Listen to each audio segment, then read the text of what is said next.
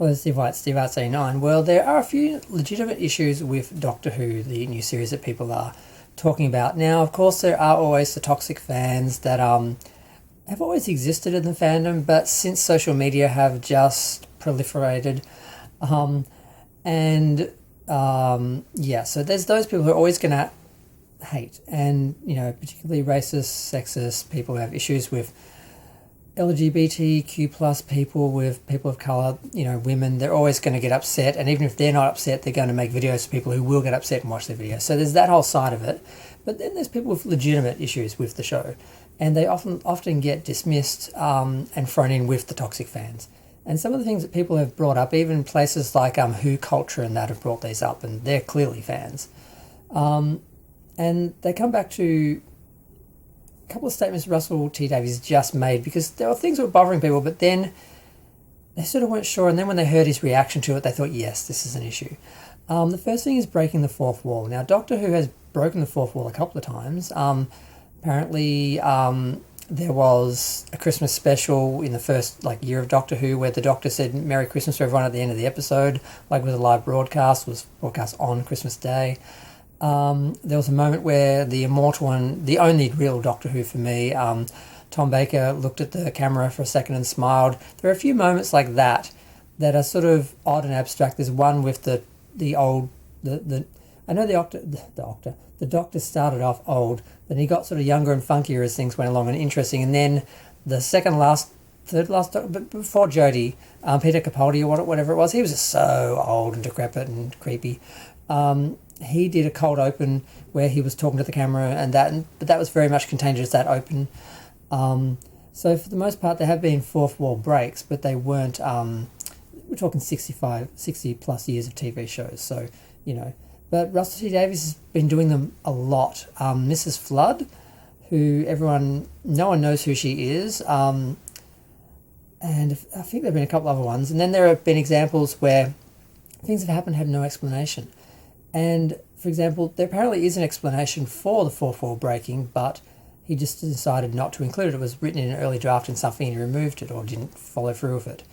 And then there's the singing and dancing at the end of the episode about music. Wasn't a musical, but they did have a musical moment. And there was an explanation for that was in the script. It was filmed, but he cut it out, even though he knew fans would be bothered by it and would want to see it. And there are examples like this. He said, well, there are answers, but who knows if I'll ever reveal them.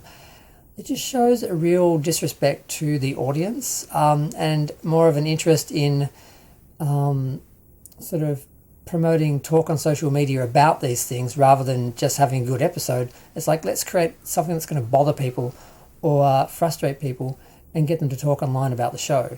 It's very manipulative and it's just not very artistically sound or narratively. It just doesn't work, and it's something that seems to be very much a PR publicity manipulation thing, which I think is really disrespectful. What was the other thing?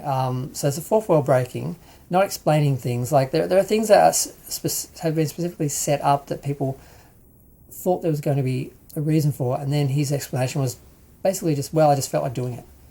And it shows a real disregard for the show, and if you're not going to take it seriously, and the show's not going to take itself seriously, why would the fans take it seriously? And the fans who do take it seriously are getting a little bit of a slap in the face. And I probably don't need to point out that this latest Doctor Who has the lowest ratings ever. And the ratings have just been going down, down, down. And part of that is that less people are watching TV. But part of it just seems to be a continued disrespect for the fans. And I know some of these fans are toxic fans, they're racist, they just don't want to see change, they don't want to see progress. But some of them, Doctor Who is just like a lot of shows for us, and particularly in this streaming age where we're watching a lot of older shows more than like we normally would, I think. It's comfort food. We want familiarity, we want the shows, you can watch Friends, it never changes, it's always there for you. Whereas shows like Doctor Who and that kind of were, but now every season there's a change or something new and updated and different, and it's harder to relax and feel, get into it and feel comfortable with it because you're constantly dealing with change and things like fourth wall breaking and do we take this seriously now? Is it a joke? the references to Star Trek, which were a disrespect to Star Trek because it basically says Star Trek is a TV show in theory, but some people are suggesting that line actually meant they exist in his world, so they're in the same universe, but other people are suggesting that they mean visit the actors on the set or something, or something like that, or I'm uncertain. But whenever you mention a show in another show, it basically says that your show is real and the other show is a TV show, usually. So yes, it's just a bunch of issues. God, Shooty Gatwa always wearing different clothes. I know the Doctor changed it sometimes, but not having an identifiable costume like Jodie Whittaker had that awful costume she wore that whole time, but at least you recognised as soon as you saw her. So a lot of little things like this, and the show hasn't done as well. It hasn't done that well in the US. It didn't break this. They thought they spent a bunch of money, they just break into the market and everything. It's not really happening. And there's talk of the show being cancelled already and not doing a third season because of this.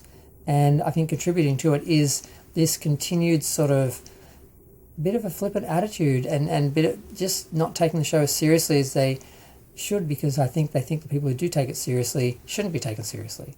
So there's a little bit of that, a little bit of arrogance, a little bit of not really respecting the show and its history and its lore, and we'll see how that goes in a year or in 6 months, however long it takes for them to air the new series, and see how the second season, like probably 6 episodes of it, I don't know, will do. Because the other talk is there's a lot of new people who might be watching Doctor Who in the US who are going to think this is what the show is normally like and not go and look at the older shows because they're turned off by the 4-4 breaking, not taking itself seriously like it's a joke.